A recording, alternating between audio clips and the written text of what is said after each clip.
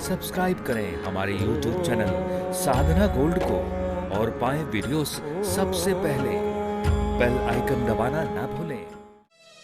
ये मनुष्य की मानसिकता होती है। हम जिसके बारे में जानते नहीं है, हमने जिसको देखा भी नहीं है, अगर उसकी भी कहीं चर्चा हो रही हो तो हम कान लगा के सुनते हैं। और अगर उस समय कोई बच्चा भी बोले तो उसे भी डांटते, बात नहीं सुनने दे रहा, चुप हो जा।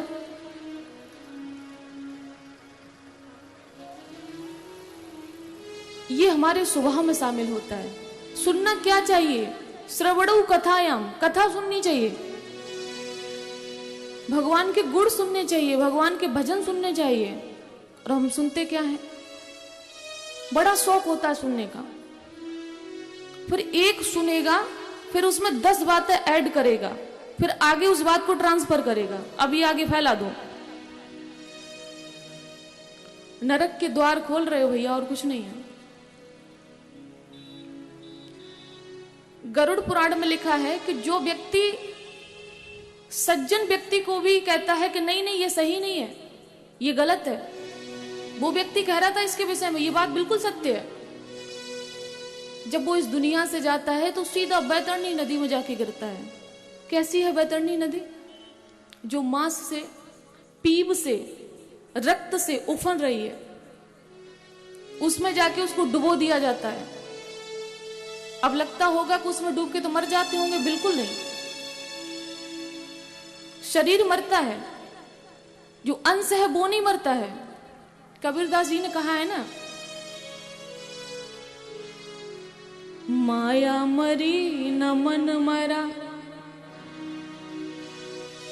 माया मरी न मन मरा, फिर क्या मरा? मर मर गए शरीर, शरीर मरे हैं। आशा तृष्णा ना मरी, कह गई दास कबीर, हो रामा कह गई दास कबीर। माया मरी न मन मरा, मन नहीं मरता है, मन हमारे साथ जाता है, और मन ही हमारे बंधन और मोक्ष का कारण है। चेता खलवश्य बंधाए, मुक्त ये च आत्मनोमतम।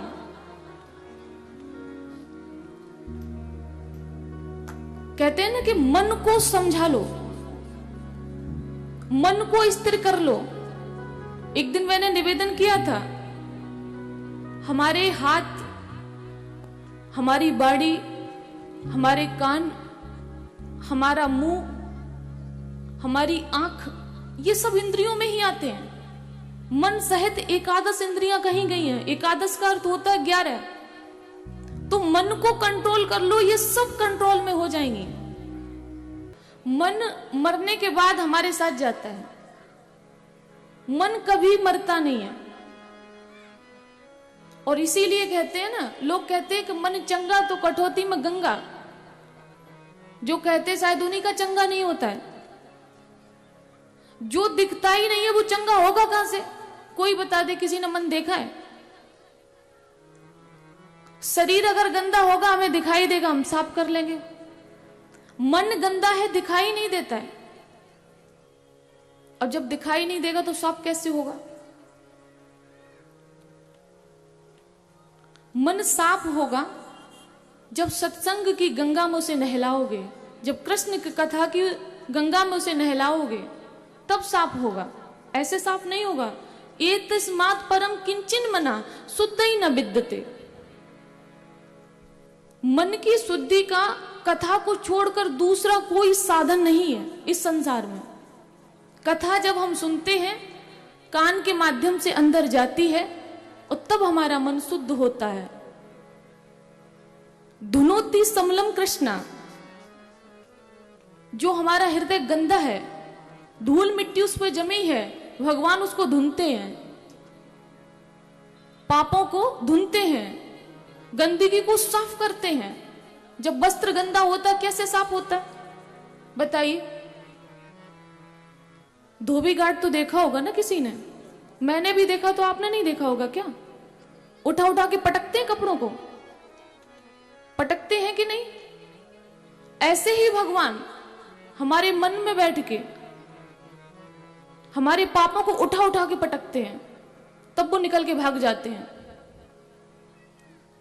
कंपनते सर्व पापानि, कथा से सभी पाप कांपते हैं।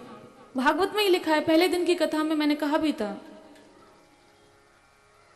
तो मन चंगा कैसे होगा? जब भागवत की कथा ज्ञान गंगा में नहलाओगे। अब हमें कैसे पता चले कि हमारा मन गंदा है? अब यह भी तो प्रश्न उठता है, किसे पता? अगर कथा में मन लग रहा है तो मन साफ है, और यदि बुराइयों में मन लगा है, बुराई करने में मन लगा है, तो मन साफ नहीं है। अगर असत्य बोलने में लगा है तो हमारा मन साफ नहीं है। याद रखिएगा, सम्मान चरित्र का होता है, चित्र का नहीं। याद रखिएगा।